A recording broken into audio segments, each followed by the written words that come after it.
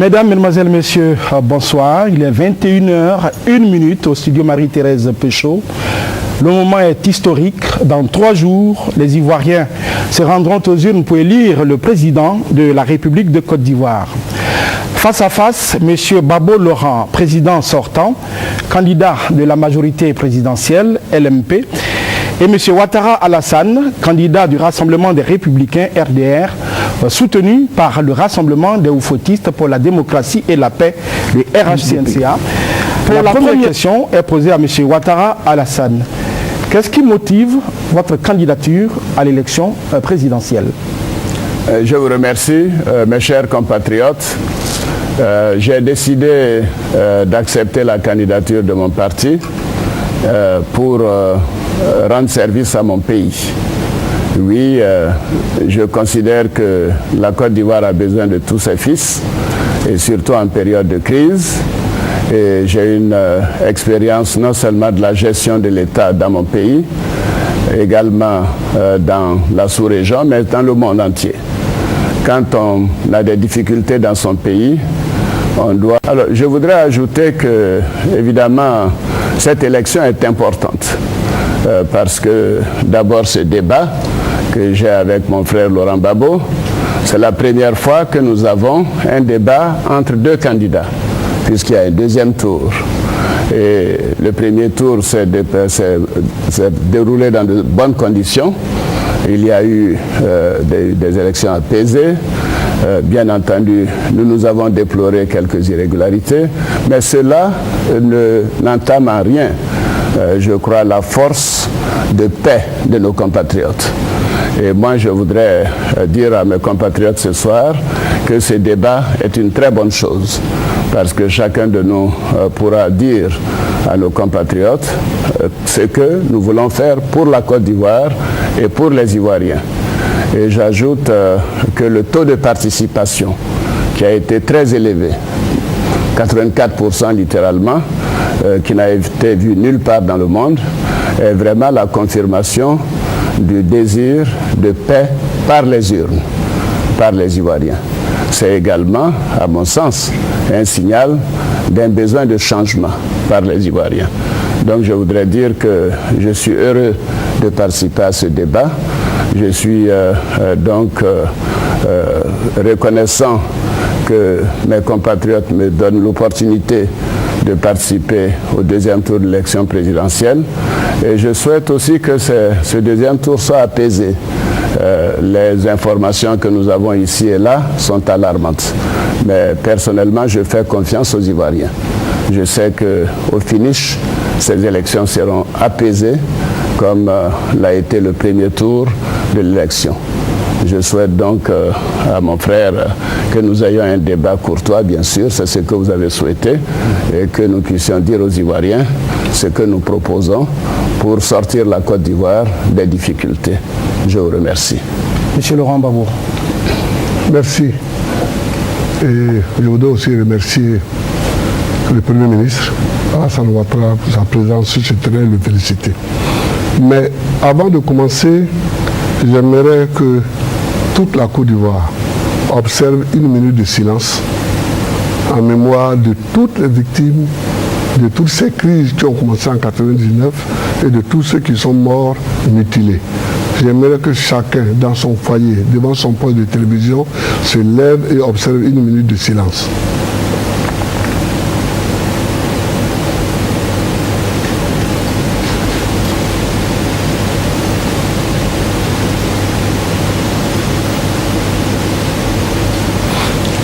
Je suis journaliste, je peux maintenant reprendre. Allez-y. Oui, oui. Il vous reste 2 minutes. Voilà, c'est ça. J'ai vu. Je suis candidat parce que c'est l'aboutissement d'une longue lutte. J'ai commencé à militer quand j'avais 18 ans.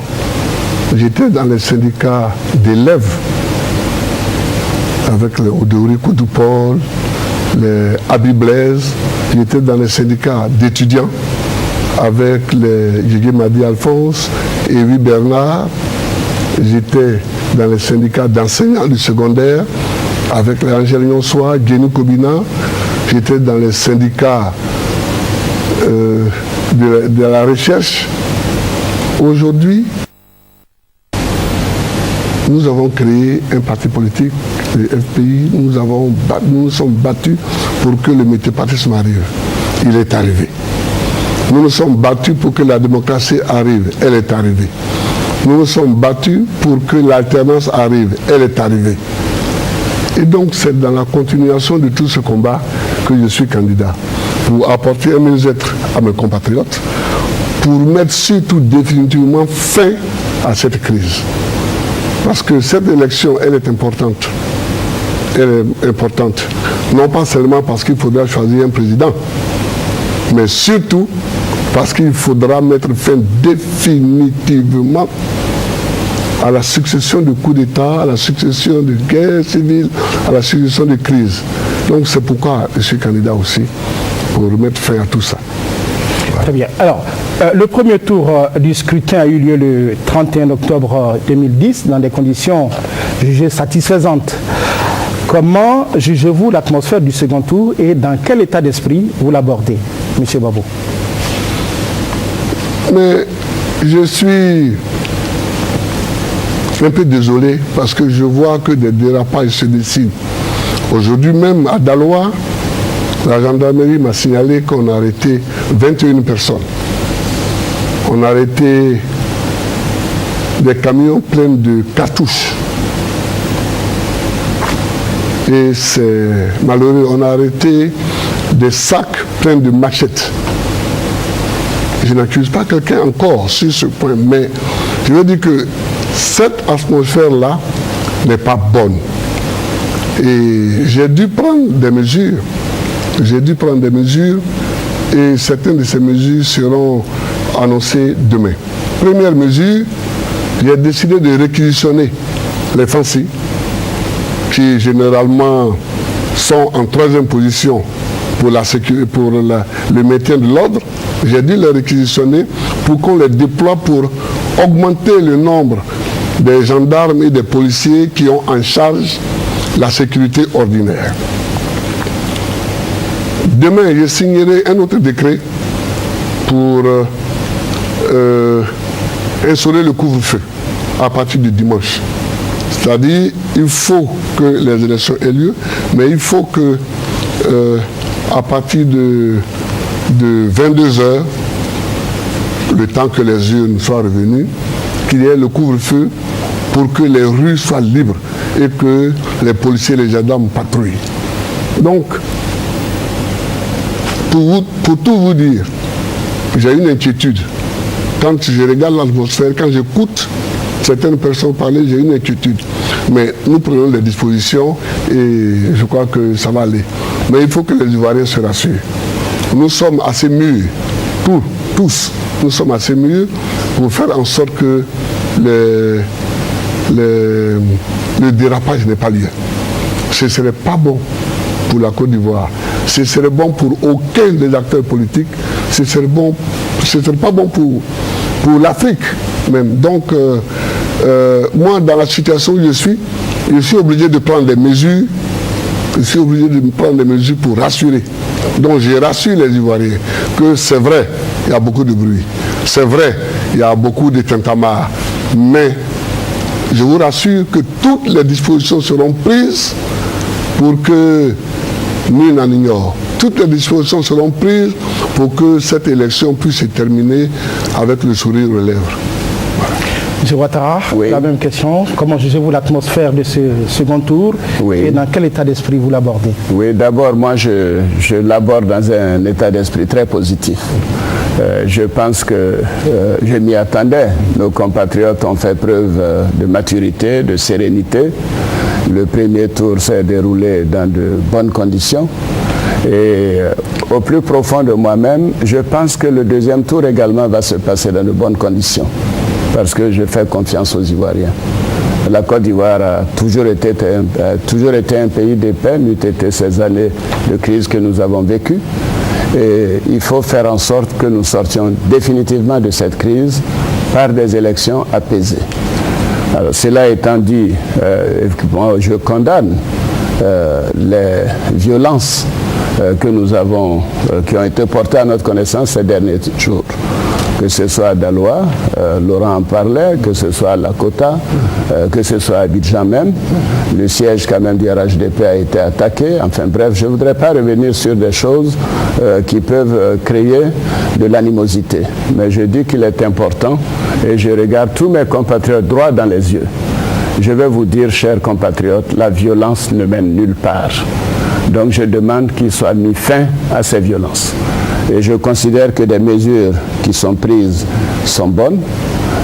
Bien sûr, je ne souhaite pas que l'armée intervienne à aucun moment, puisque l'élection sera apaisée. Les forces de gendarmerie et de police sont les forces de maintien de l'ordre et ce sont elles qui doivent assurer la sécurité des Ivoiriens et le faire partout sur le territoire national par rapport aux accords qui ont été mis en place avec le centre de commandement intégré. Alors, Laurent Gbagbo me dit qu'il a décidé d'instaurer un couvre-feu à 22h. Je pense que par courtoisie, Laurent, tu aurais pu me passer un coup de fil. Nous sommes quand même 2 candidats à 3 jours des élections. C'est une question de bonnes relations que nous avons. Bon, on aurait pu en discuter parce que le couvre-feu dramatise les choses. On aura le sentiment qu'il y a péril devant nous. Ce sont des incidents importants, désolables, enfin, que je condamne, mais qui sont localisés. Alors, prendre un couvre-feu pour cela donne un message qu'il y a danger et je n'aimerais pas qu'on ait cette perception. Mais ceci étant, la décision a été prise et je voudrais surtout dire à tous nos compatriotes que ces élections doivent être des élections apaisées. Et moi, je les rassure que j'ai dit à mes militants, aux sympathisants, à tous ceux du RHDP qui me soutiennent, que nous devons aller à des élections apaisées. Pas de violence, ne répondez pas aux provocations. Nous allons aborder véritablement le premier chapitre de cette émission consacrée à la politique nationale pendant 30 minutes. Alors, après 10 années de crise, quel est votre diagnostic du climat socio-politique, des relations intercommunautaires et des rapports entre le citoyen et le pouvoir? C'est M. Ouattara. Oui. Je vous remercie. Ces années de crise ont été terribles pour la Côte d'Ivoire. Et il faut en sortir. Et en sortir par des élections. J'ai personnellement déploré que le pays se soit trouvé dans une situation où la division s'est installée pendant quelque temps. Cette division a créé toutes les crises successives que nous connaissons. Mais ceci étant, je pense que ça c'est du passé. Moi j'aimerais me tourner vers l'avenir et dire que nous connaissons les causes de cette crise et certaines ont été réparées. Ça a été réparé par nous-mêmes parce que nous avons eu le Forum de réconciliation nationale qui avait pris des décisions importantes. Bon, toutes n'ont pas été appliquées, mais c'était un premier pas. Et ensuite, nous nous sommes réunis entre nous. Nous nous sommes réunis à l'issue donc des difficultés qui ont conduit à Marcoussis, à Accra et maintenant avec l'accord de Ouagadougou. Alors tout cela fait qu'il y a une évolution positive des relations entre les leaders politiques. Mais c'est aux Ivoiriens que nous devons parler et dire à nos compatriotes que la Côte d'Ivoire est notre patrie à tous. Elle nous est très chère, nous devons tout faire pour la préserver. Et nous devons tout sacrifier pour elle et pour les Ivoiriens. Et donc, je considère que cette élection nous permettra de sortir définitivement de cette crise et surtout que si elles sont apaisées comme je le souhaite, à l'issue des élections, le vaincu pourra féliciter le vainqueur et on aura par la suite des élections législatives, des élections municipales, des élections de conseils généraux. Tout cela va renforcer donc la démocratie. Alors, la démocratie ne peut pas aller seule sans la paix sociale. La Côte d'Ivoire a connu des difficultés économiques importantes. Nous aurons l'occasion de parler de l'économie tout à l'heure. Ceci aussi crée des fractures parce que, vous savez, une économie, c'est un gâteau qu'il faut partager et quelquefois, il y en a qui sont plus gourmands que d'autres. Et l'utilisation donc de ce gâteau pose problème. Alors il faut que la politique économique que nous allons mener soit une politique sociale, une politique qui va tenir compte des plus défavorisés, et qui fera en sorte que les ambitions des uns et des autres trouveront donc satisfaction. La cohésion sociale est importante, la gestion économique est importante et la sécurisation du pays également. Nous devons en tirer des leçons pour l'avenir. Je pose la même question à M. Laurent Gbagbo. Oui, merci. Sur le plan national, c'est là qu'il y a la plus grande divergence entre mon frère Alassane et moi-même, entre le Premier ministre Alassane et moi-même. Je voudrais dire qu'il y a eu des moments où il s'est comporté, où sa conduite a été contre la loi. D'abord, en 1999, septembre 1999, il dit « Je frapperai ce pouvoir au moment opportun et il tombera ». Ce ne sont pas des phrases à prononcer par un démocrate. Et effectivement, en décembre 1999, le régime du président Bédié s'est écroulé. Revenu donc en décembre en Côte d'Ivoire, le Premier ministre Ouattara dit à Ouguéné le 22 janvier 2000, les Ouattara et les Cissé, j'avais dit que je serais candidat. Malgré les tracasseries, j'ai dit que je maintiendrai ma candidature. Quand ce mandat d'arrêt a été lancé, j'avais dit que je rentrerai avant la fin de l'année. Me voici. Alors j'ai dit que je gagnerai au premier tour et je le ferai. Toujours dans les citations de ce même type, en décembre 2001, le Premier ministre Ouattara qui dit « Nous n'attendrons pas 5 ans pour aller aux élections ». Or, la durée du mandat, c'est de 5 ans. En août 2002, je rendrai le pays ingouvernable. S'ils veulent, on va tout Nyakami. Ah bon? Oui, oui, c'est une All Africa.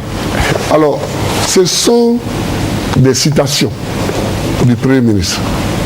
Et ça ne me plaît pas. Ça ne me plaît pas, non pas à Gbagbo, mais ça ne me plaît pas pour la paix et la sécurité. Il a dit tout à l'heure, il a dit juste, on ne peut pas faire une économie prospère s'il n'y a pas la paix, s'il n'y a pas la stabilité, s'il n'y a pas la tranquillité. Mais des phrases de ce genre amènent l'instabilité, amènent les coups d'État. Et vraiment, je le rends responsable pour ce qui est arrivé à partir de 1999 jusqu'à aujourd'hui. Voilà ce que je voulais dire sur ce point-là, pour expliquer la situation nationale que nous avons connue. 11 ans de turbulence, c'est trop. Il faut arrêter. Très bien. Alors, le pays, nous le savons, est en crise. Nous sommes en train de sortir de la crise. M. Ouattara a fait une analyse, vous également. Dans cette émission, nous espérons que vous aurez l'occasion de nous dire quelles sont vos recettes pour que véritablement la Côte d'Ivoire aille définitivement à la paix. Le 28 novembre, M. Laurent Gbagbo, M. Ouattara, l'un de vous sera élu président de la République pour 5 ans. Quelle est votre conception de l'État et du pouvoir? Vous d'abord, M. Laurent Gbagbo. Nous avons hérité d'un État fort. Nous avons hérité d'un État fort. Mais qui évidemment était appuyé sur le parti unique que je condamne. Et je ne veux pas revenir. Parce qu'il me semble que souvent, certains Ivoiriens font comme si le parti unique c'était le paradis. Ce n'était pas le paradis, le parti unique. Mais nous avons une constitution. C'est un régime présidentiel. Au moment de la discussion de cette constitution, sous la transition, mes amis et moi, nous avions proposé un régime parlementaire. Mais nous avions été battus. Tous les autres, tous ceux qui participaient comme nous à la discussion sur la constitution, ont proposé un régime présidentiel avec Premier ministre. Avec un Premier ministre qui était véritablement l'animateur de l'équipe gouvernementale.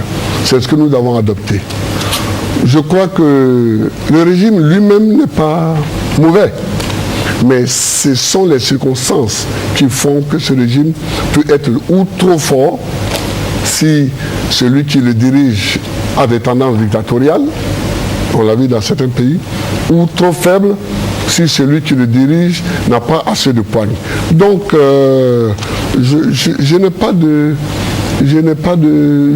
Pour le moment, je ne pense pas qu'il faille changer la nature du régime qui est là. Mais il faut souligner le caractère social de la République. Nous sommes en République et nous sommes dans une République sociale. C'est-à-dire qu'il faut veiller à ce que les plus faibles ne soient pas écrasés.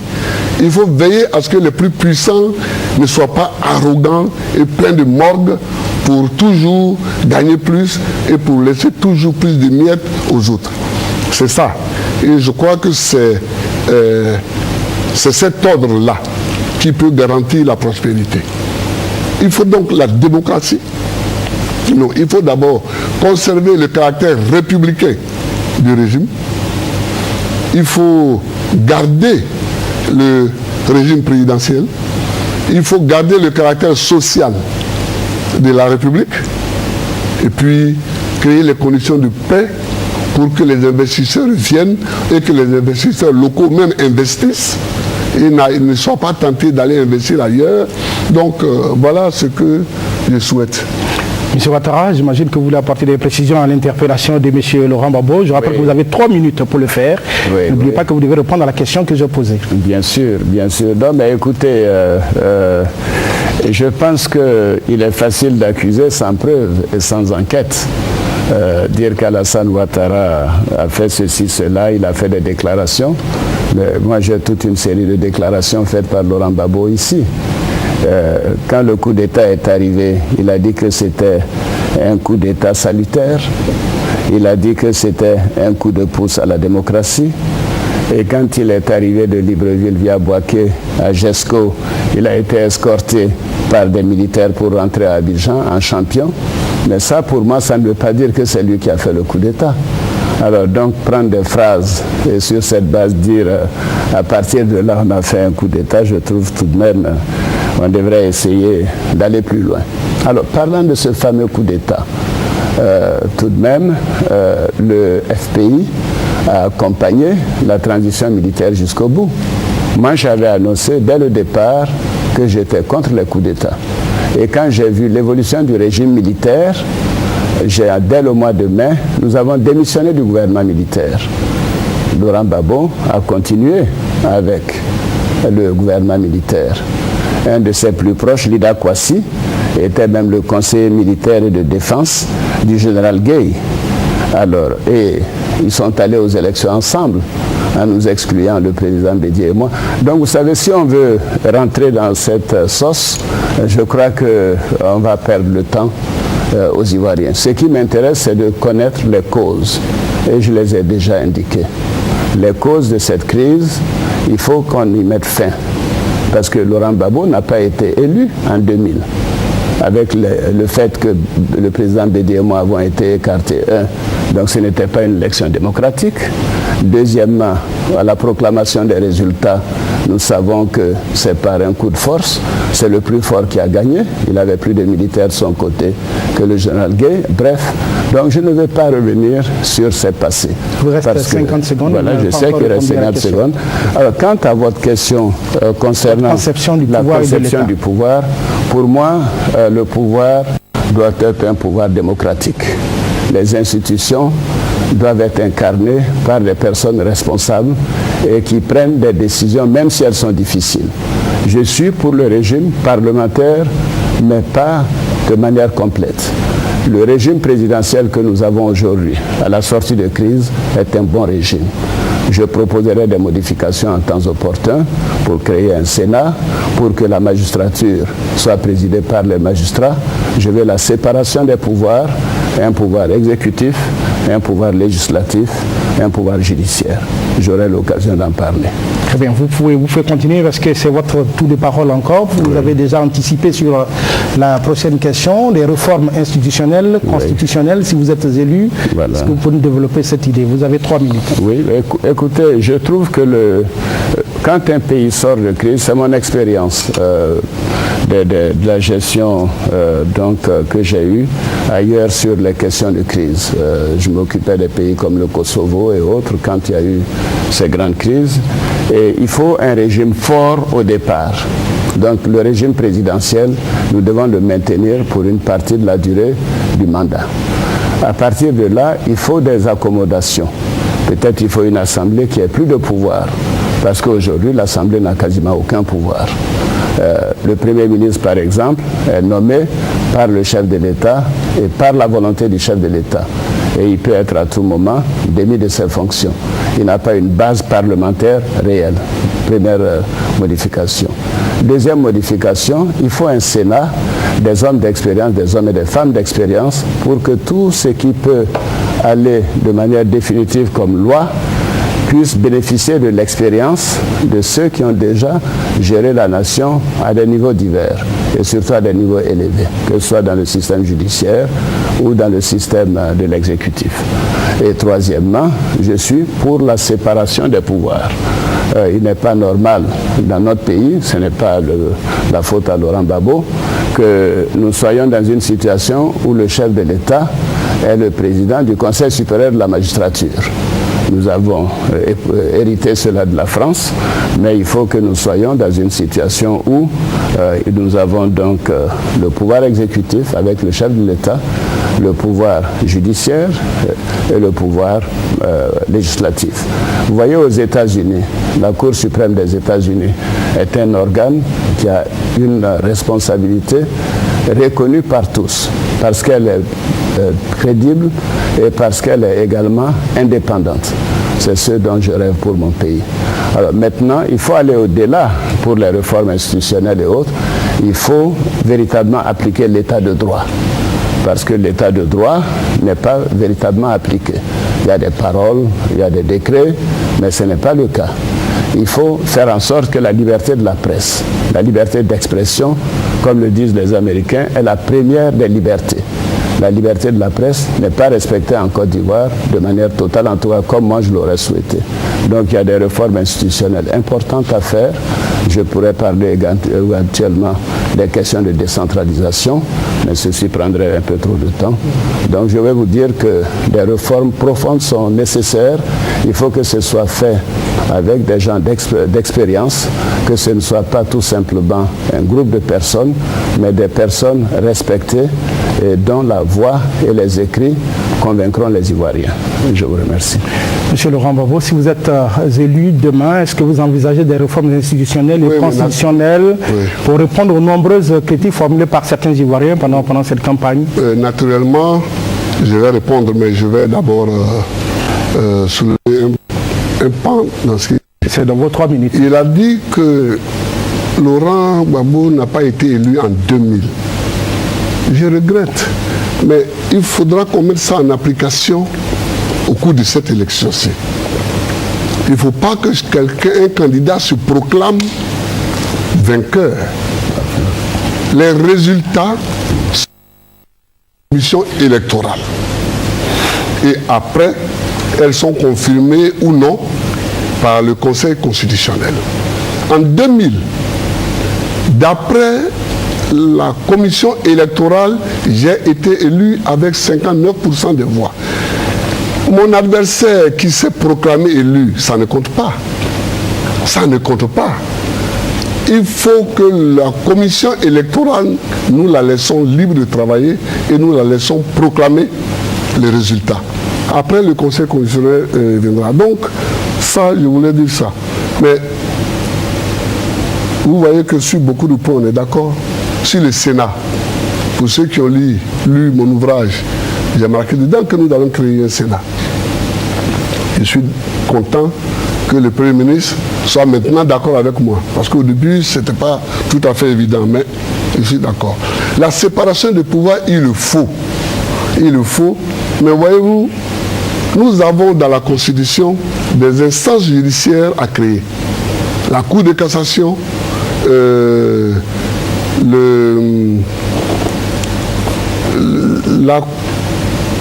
nous avons quelques institutions, la Haute Cour de justice, qui n'ont pas été créées. faute de majorité qualifiée à l'Assemblée nationale. J'espère que, comme les deux candidats qui restent en liste pour le deuxième tour sont d'accord pour la séparation des pouvoirs, j'espère que nous allons, après cette élection, voter ces lois organiques et puis mettre en place là. Sur la liberté de la presse, il a raison. Il n'y a jamais une liberté de la presse totale en période de guerre. Or, nous sommes en période de guerre. Et ces élections sont faites pour nous sortir de la guerre. Mais, quand même, contrairement à tous les autres États africains, j'ai pris une loi interdisant aux magistrats de condamner les journalistes à une peine privative de liberté. Ça, quand même, c'est une chose qu'on doit me connaître. Et j'attendais de la part du Premier ministre qu'il reconnaisse cela au moins, parce que c'est un fait évident, avéré. Il ne l'a pas fait, je le regrette, mais bon. Il vous reste 4 secondes. Oui. Donc, j'ai été élu selon... Très bien.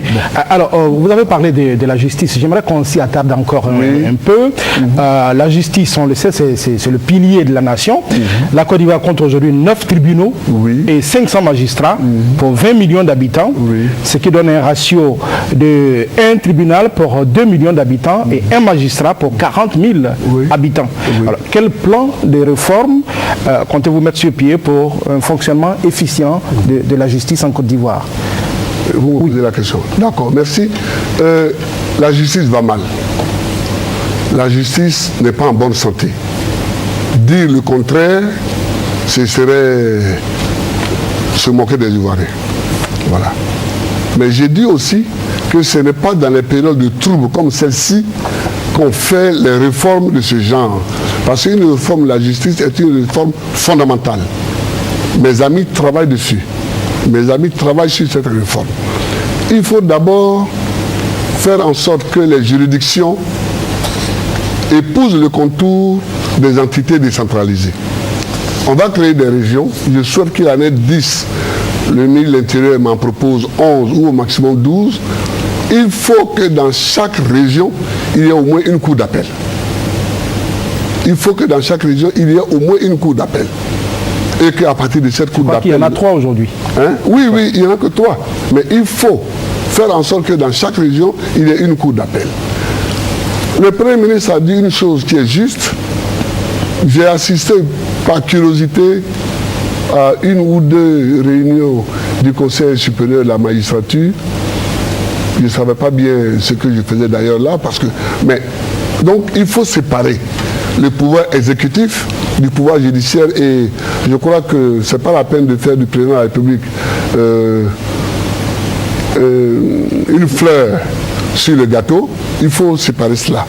Mais donc il faut créer une cour d'appel par région. À partir de là, il faut étendre les juridictions de base. Mais il y a une chose qui est plus importante aussi, c'est que les juges de siège, ils sont quasiment inamovibles. Et ça pose un problème. Ça pose un problème. Les juges du parquet, ils sont nommés par l'État, sur proposition du ministre de la Justice, ils sont nommés. Mais les juges du siège, ils sont inamovibles. Et quand ils rendent des décisions qui vont contre certains intérêts, surtout économiques, parce que c'est dans le domaine économique qu'on souffre surtout de la carence de la justice. Parce qu'il y a des décisions qui empêchent certains investisseurs d'investir. J'ai eu à régler au niveau de la présidence 3 questions. Une entre un opérateur économique et la Société Générale. Une entre ExxonMobil et les centres routiers. Et une autre, je ne sais plus encore, un truc téléphonique là, des Américains. Alors, je pense que il faut... On a commencé les réformes, mais il faut bien les payer et puis faire en sorte que les juges assis soient un peu flexibles, soient un peu mobiles. Très bien. Monsieur Ouattara, quel est votre plan de réforme de la justice? pour la rendre plus proche des citoyens, plus efficace, plus performante. Bien, je suis heureux que mon frère Laurent Gbagbo et moi sommes d'accord qu'il y a des problèmes dans la justice et qu'il faut une réforme. Mais avant d'en arriver là, je voudrais dire que l'élection de 2000, ce n'est pas pour parler du passé, c'est l'avenir qui m'intéresse. La CEI a proclamé, en tout cas le général Gueye s'est proclamé le matin, élu, et Laurent Gbagbo s'est proclamé l'après-midi. Non. Non, si.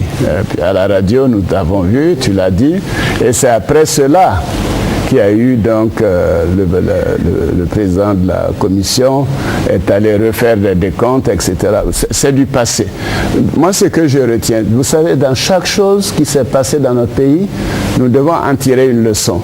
Alors, la leçon de cette chose, c'est que cette fois-ci, nous fassions pleinement confiance à la commission électorale indépendante. Que le résultat que la commission va annoncer soit accepté par tous. En tout cas, moi, je l'accepterai et je souhaite que Laurent Gbagbo dise également par avance qu'il acceptera la décision de la commission électorale indépendante. À partir de là, il n'y a plus de tension. Même si des gens s'amusent à faire des SMS, à appeler, à faire des déclarations ici et là, ça n'a plus aucune importance parce que nous savons que nous avons une institution respectée, une institution consensuelle qui donne les résultats et c'est à cela que nous devons nous en tenir et nous devons d'ailleurs tous les deux l'encourager à ce que ça se fasse dans les 24 heures. C'est possible dans les 24 à 48 heures, c'est possible d'avoir des résultats. Donc dès lundi, nous ayons ne serait-ce que des résultats préliminaires avant les résultats provisoires. Donc c'est la leçon que je retiens de ce qui s'est passé en 2000.